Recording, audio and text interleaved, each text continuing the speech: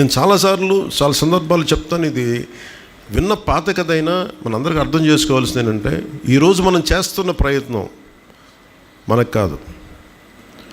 ఎప్పుడో ఒక ముసలతను ఒక రాజు వెళ్తున్న సమయంలో వేట నుంచి రాజు తిరిగి వస్తుంటే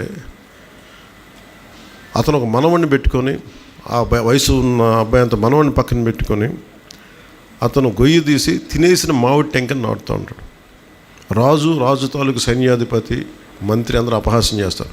నీకు ఎంత ఆశ చెప్పు, నీకు ఎంతకాలం బతికుందాం అన్నాడు. నా కోసం చేయట్లేదు, నా మనవడి తరం కోసం చేస్తున్నాను అని. అప్పుడు వాడికి భవిష్యత్తును ఆలోచించి చేస్తున్నాను అన్నది. అలాగే మనం ఏమి చేసినా ఈ వేదిక పైన ఉన్న చిరంజీవి చౌదరి గారు కానీ, PCCF head of forest department కానీ, ఫోర్స్ కానీ, శ్రీ AK నాయక్ గారు కానీ, RP ఖజూరియా గారు కానీ, సుమన్ గారు కానీ, శ్రీధర్ గారు కానీ, రేవతి గారు కానీ, రాహుల్ పాండే గారు కానీ, శాంతిప్రియ పాండే గారు కానీ, విజయ్ కుమార్ గారు కానీ, శ్రీ BAV కృష్ణమూర్తి గారు కానీ, మిగతా ఉన్న ఫారెస్ట్ డిపార్ట్మెంట్ సభ్యులందరూ, NGOs, పార్ట్నర్స్, శ్రీమతి ధరణి, శ్రీ KLN మూర్తి, శ్రీ రాకేష్ కలువ, ఇక్కడున్న మీ టీచర్స్ కానీ, ఇక్కడున్న మీరందరూ కూడా మన ప్రయత్నం వల్ల భవిష్యత్తుకి బాగుండాలి అని, పిల్లలు బాగుండాలి అని, దానికోసం ఈ ప్రయత్నం అంతా. సరదా ఉండాలి, అన్నీ చేయాలి, కానీ మన పర్యావరణాన్ని మనం పరిరక్షించుకోవాలి. ఎలా పరిరక్షించుకుంటామని మీరు ఎక్కడికి వెళ్ళిపోకర్లా. ప్లాస్టిక్ని ఎంత తగ్గిద్దాం,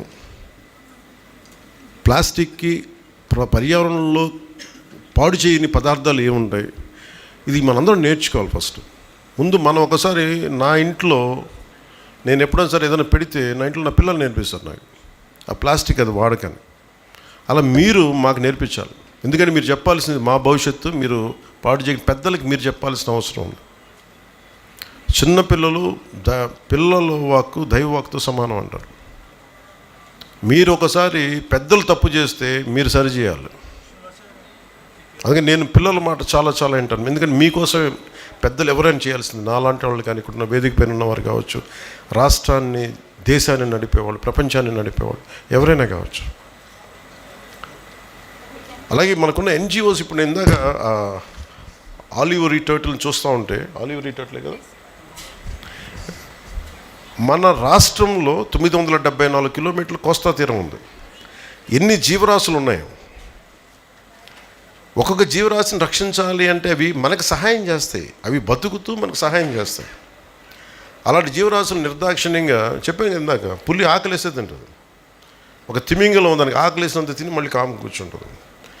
మనకు ఉన్న అవసరం ఉన్నా లేకపోయినా కొంచెం ఎగ్జాటిక్గా అని చెప్పి దాని మాంసం బాగుంటుంది, దీని మాంసం బాగుంటుంది, తాబేలు మాంసాలు బాగుంటాయి, అడ్డగోలుగా వేటలు చేసి వన్య సంపదని మనిషి మన యానిమల్ని, మెరైన్ యానిమల్స్ని చంపేయటం కానీ ఇవన్నీ ఎక్కువైపోయినాయి.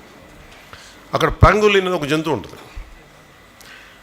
దేనికి దాన్ని ఎక్స్టింక్ట్ అయిపోయింది అంటే, దాంట్లో ఏదో మెడిసినల్ వాల్యూస్ ఉంటాయి దాని పొలుసులో. అందుకని వేడి నీళ్ళలో పడేసి ఆ పొలుసులు ఊడిపోతే దాన్ని వాడేస్తారు పొలుసు కోసం. పాంగోలిన్ ఏం తింటుంది? చిన్న పురుగులు తింటుంది, లేదంటే చిన్న జీవాలు తింటుంది. నేను చాలా కాలం ఇవన్నీ ఏమనుకున్నా అంటే ఇవి మంచివి చేస్తాయేమో అని అనుకున్నాను. కానీ మనకు అర్థమైంది, ఏదైనా సరే మొక్కల రూపంలో ఉంటాయి. అన్ని ఔషధాలు మొక్కల రూపంలోనే ఉంటాయి. జ్ఞానం పెంచుకుంటే మొక్కలు కనిపిస్తాయి ఔషధాలన్నీ. దానికి జంతువులనే చంపకర్లా. ఈ జ్ఞానం పెద్దలకి ఎంతమందికి వస్తుందో తెలియదు, కానీ నెక్స్ట్ జనరేషన్ వచ్చే తరం మీకు మీరు దీన్ని బయటికి తీసుకెళ్ళాలి. మోర్ స్కూల్స్లో ఫ్యాకల్టీ, మీరు విద్యార్థి, ముఖ్యంగా టీచర్స్కి, మీరు ఇంతమంది పిల్లల్ని ఈరోజు మీరు ఒక్క స్కూల్స్ 2-3 స్కూల్స్ నేను అనుకోవట్లేదు, మీరు మొత్తం ఆంధ్రప్రదేశ్లో ఉండే పిల్లలందరినీ పట్టుకొచ్చారు. మీరు దానికి నిజంగా మనస్ఫూర్తిగా ఇక్కడ తీసుకొచ్చి ఇంత సెలవు సమయంలో మీరు ప్రోత్సాహం ఇచ్చి వాళ్ళ చేత చేయించిన టీచర్స్కి మనస్ఫూర్తిగా నేను మీకు చేతులెత్తి నా ధన్యవాదాలు తెలియజేస్తున్నాను. మీరందరూ గ్రీన్ స్కౌట్సా? స్కౌట్స్.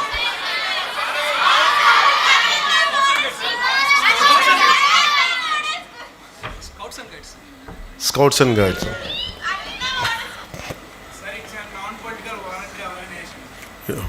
పొలిటికల్ ఇబ్బంది కదా. లేదు, స్కౌట్స్ అండ్ గైడ్స్ చాలా ఎసెన్షియల్, చాలా అవసరం. నేను నేర్చుకున్నాను ఈ రోజు నుంచి, కొత్తగా ఎప్పుడు నేర్చుకోవడం సిద్ధంగా ఉంటాను కదా. స్కౌట్స్ అండ్ గైడ్ సాల్యూట్ ఎలా ఉంటుంది? 3 ఫింగర్స్తో ఉంటుందా? ఇదా? Okay, 3 fingers. ఓకే. సో మనస్ఫూర్తిగా salute to scouts and guides.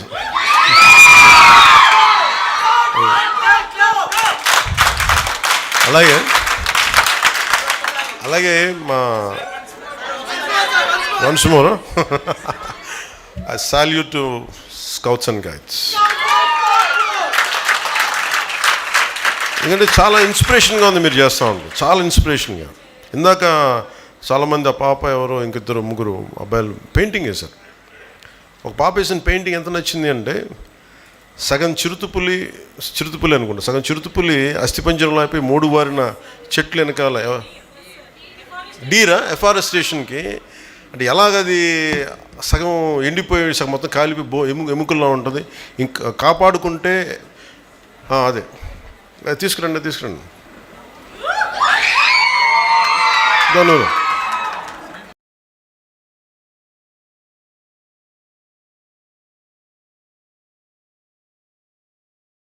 దమ్మా.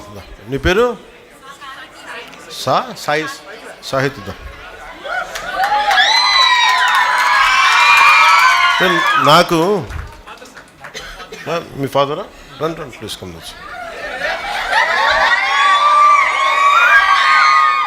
Okay, నాకు ఎంత నచ్చిందంటే, ఈ జింక చూస్తే సగం ఎండిపోయింది ఎఫారెస్టేషన్ వల్ల, అదే పచ్చగా ఉండి ఎంతో కళకళలాడుతుంటాయి అనేది చూపించడం మనస్ఫూర్తిగా.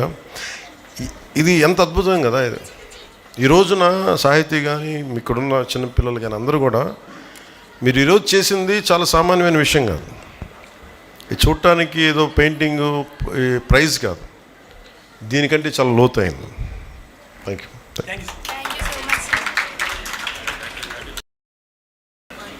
నాకు చాలా చాలా ఆనందంగా అనిపించింది, ఎంత తృప్తి అనిపించిందండి.